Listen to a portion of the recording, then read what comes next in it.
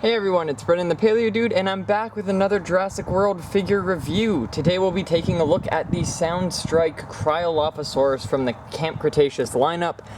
These were the last figures I needed to complete my Camp Cretaceous collection. The darker green Sinoceratops, and this kind of dark bluish blackish Cryolophosaurus. And what's super cool about this guy is it's very reminiscent of the Jurassic Park Warpath skin, and that's a game released a long time ago, but it had Cryolophosaurus in there with a main coat being yellow and a main coat being like dark blue with orange. And so this dark blue orange combination reminds me of the Warpath skin. Same with this one here. So that's pretty neat. I'm not sure if the creators down at Mattel had that in mind or not, but it's super cool seeing that there's some sort of correlation with old game references. Even if that wasn't the case, that's still really neat. I found this guy at, actually on Amazon, along with the Sinoceratops. I actually had to get the Sinoceratops from American Amazon, so .com, and I picked this one up actually in the Canadian Amazon, so .ca. This one was, I think, $30 it came out to be, and the Sino was like, it ended up being almost 40, so that's fine. These guys usually go for 27 up here anyways, so it wasn't too bad. But these guys never came out to Walmart, never came out anywhere else here in Canada, so that was kind of sucky. I'm just so glad I could actually pick them up. I was kind of worried I'd have to pay eBay prices, and shipping's atrocious on eBay, but no, I got this free shipping, and the Sinoceratops is coming up soon, so that's good. So yeah, now I think I'm complete the Camp Cretaceous collection as of 2020, so I'll probably do a scan code video soon on that. I think it's just the basic sound component as well, besides the color being similar to Warpath game. I just love it in general. It's definitely a step up from the older Cryolophosaurus, because we've got this orange similar to the older one, but it goes down the back, unlike the older one where it doesn't have that on the frills, and it's also got this white splotches on the back and along the belly and lower jaw region, whereas the original just has it going down to the dewlap or whatever's going on there and the bottom jaw. It keeps the same eye color as well, and I like that when the figures do that, where they have a newer version, but the eye is the same. This guy was Primal Attack, and this guy's Camp Cretaceous, so that's neat that we see a crossover, just like how the Sarcosuchus got a repaint in Camp Cretaceous as well. Now, these guys make like this noise, kind of like a snake noise. Kind of reminds me of the Dilophosaurus rattle. I know it's not intentional, it's just being lazy, but it'd be cool if it had something like Dilophosaurus DNA in it, because you see it's got those frills, the double frills. Whoops, we dropped one. Double frills going down the back, and this as well. So yeah, pretty neat. And again, that headpiece really looks well together as a different mold just glued on, I think. So let's test out the sound box on this guy. So we got the stomp, the hiss, roar, and then another stomp.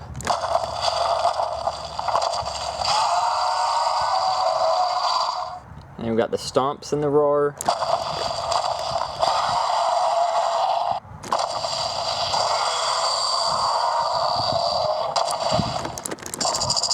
There we go. There's the rattle that I was talking about. This one also has that rattle, I think.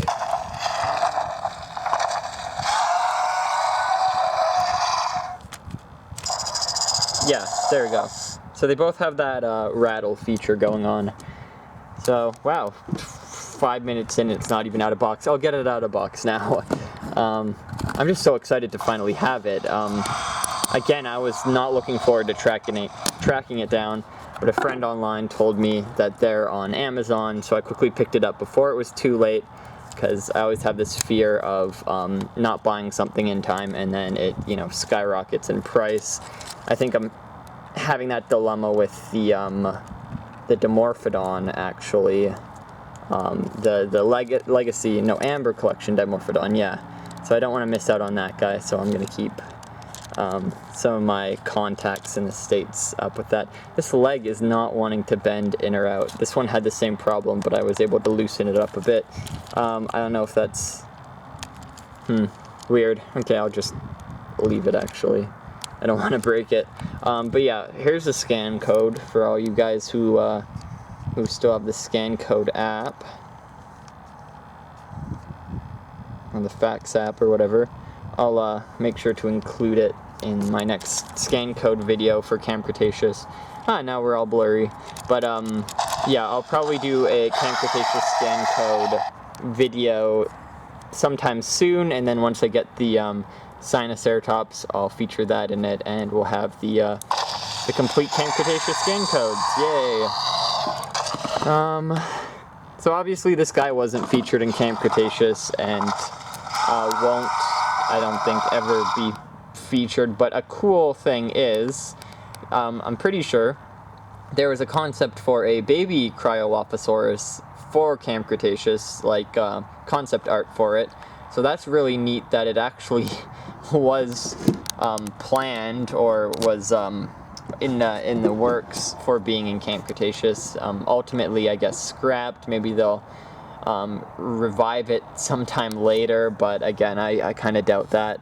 Obviously, this figure doesn't have painted nails, because it's a darker theme, and you see that a lot with the figures. They won't paint the nails if they're darker or a certain color, but the teeth are phenomenal, just like the original. I love the mix between large and small teeth, as well as the bottom jaw not having that many teeth, so it closes nicely. Look at that, and the teeth overlap. That just looks super beautiful. One of the better sculpts Mattel has come up with. I know a lot of people don't like those weird sail ridges on the back, but again, a lot of the dinosaurs in Jurassic World are completely stylized. Good example again is the Dilophosaurus, or, you know, Velociraptor itself looking nothing like Velociraptor. So I don't see a reason to complain. These aren't meant to be accurate. They're meant to be genetically modified organisms, so they're going to have other animals spliced in. So I'm guessing there's some sort of like amphibian DNA going on with those flaps, or maybe a Margosaurus even. I don't know why they'd put that in with it, but it looks very reminiscent of a Margosaurus's spines, which is kind of odd. And then again with the Dilophosaurus sound effects and just the overall vibe. Yeah, so this is a really neat figure. One of my favorites from the Camp Cretaceous lineup. Woof, so far. Just for the color alone and bringing back such an obscure species of dinosaur. It seems like a lot of the Primal Attack obscure theropods weren't touched after that, like Majungasaurus, Tarbosaurus, Cyats. But again, really nice to see a fresh paint job on the Cryolophosaurus, and it's kind of callback to Warpath. It's going to be fun in wintertime. I live here in Alberta, in Edmonton, so we get heavy winters up here. Lots of snowfall, and these guys lived in Antarctica, so I'm probably going to be doing some Arctic photography with them in the snow. And this color is really nice in the snow because it's got that white underbelly and the white on the sides. Sure, it's a complete opposite of what snow looks like, but the white on it is probably going to make it look really nice in snow shots. So yeah, I hope you guys enjoyed this video, and I'm super glad, wow, what is that English? I'm really glad to really glad? I guess that works. I'm just glad to have this figure finally in my collection, and just one step closer to completing it. And yeah, hope you guys enjoyed the review as always, and I'll definitely be posting more, so check out my channel if you're new, and I'll see you all in the next one then. Bye guys.